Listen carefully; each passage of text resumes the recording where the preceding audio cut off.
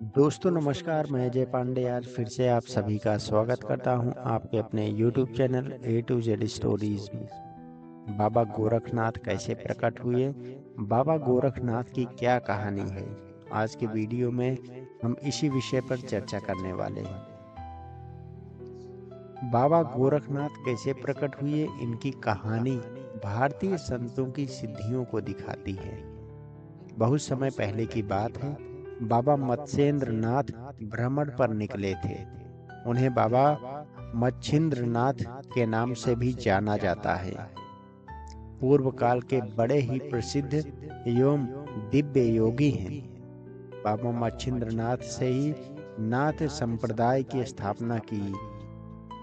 भ्रमण करते हुए बाबा गोदावरी नदी के किनारे बसे चंदगिरी नगर में जा पहुंचे।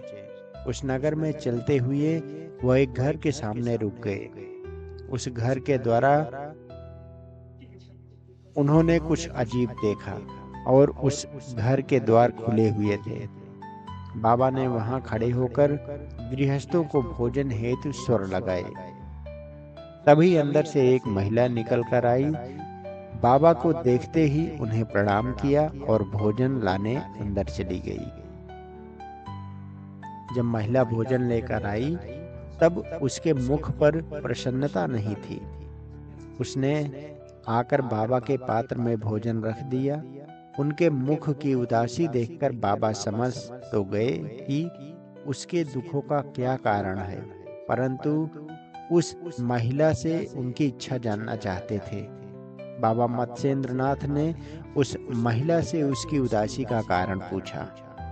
महिला ने अश्रुपूरित आंखों के साथ बाबा से कहा, बाबा, मैं निसंतान हूँ। बाबा ने विभूति देते हुए उस महिला से कहा, देवी, यह विभूति खा लेना। निसंदेह आपके घर पुत्र पैदा होगा। ये बोलकर बाबा वहां से चले गए। अब महिला विचार में पड़ गई कि उसे यह विभूति खानी चाहिए या नहीं खानी चाहिए। एक तो लोक लाज की बात थी, दूसरा आसपास की महिलाओं ने भी उस महिला को विभूति खाने नहीं दिया और सलाह ये दी कि विभूति मत खाना। पता नहीं कैसे ब्राह्मण हैं, कौन हैं जो आपको ये देकर चले गए, और किसी अनजान पर ऐसे कैसे हम विश्वास कर सकते हैं। सारी बातें सोचने के बाद उस महिला ने विभूति को नहीं खाने का निर्णय लिया। उस नगर में एक स्थान था जहां वर्षों से लोग गोबर जमा करते थे।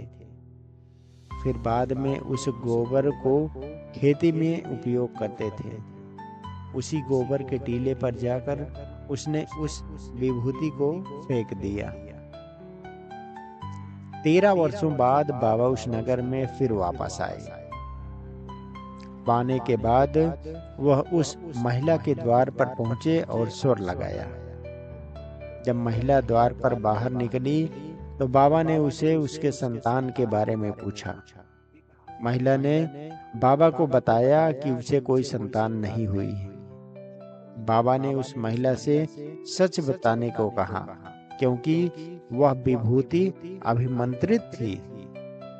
ऐसा हो ही नहीं सकता कि उसे संतान की उत्पत्ति न हुई हो।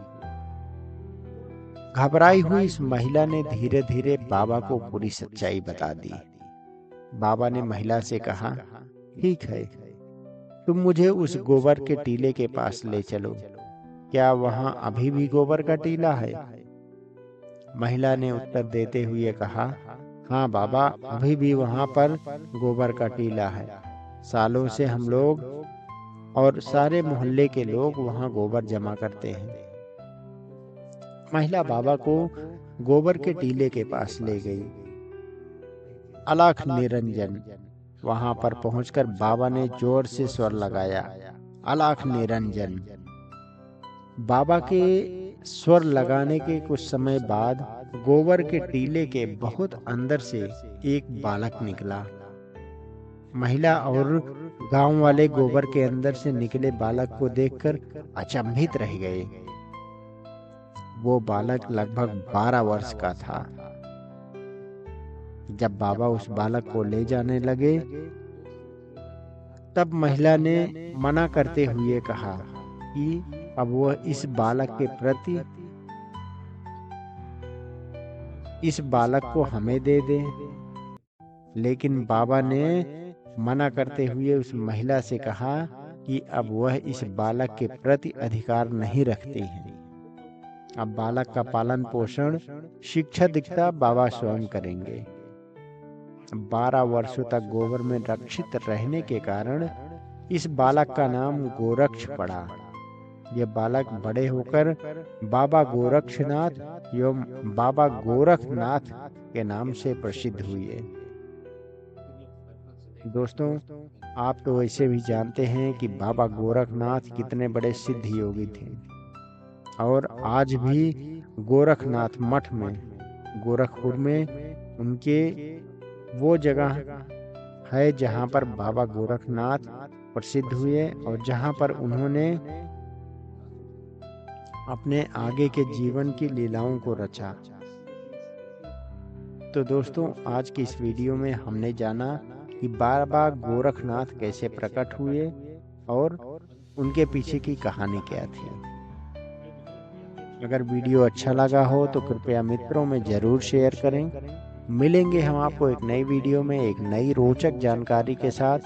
तब तक के लिए नमस्कार, प्रणाम, जय हिंद।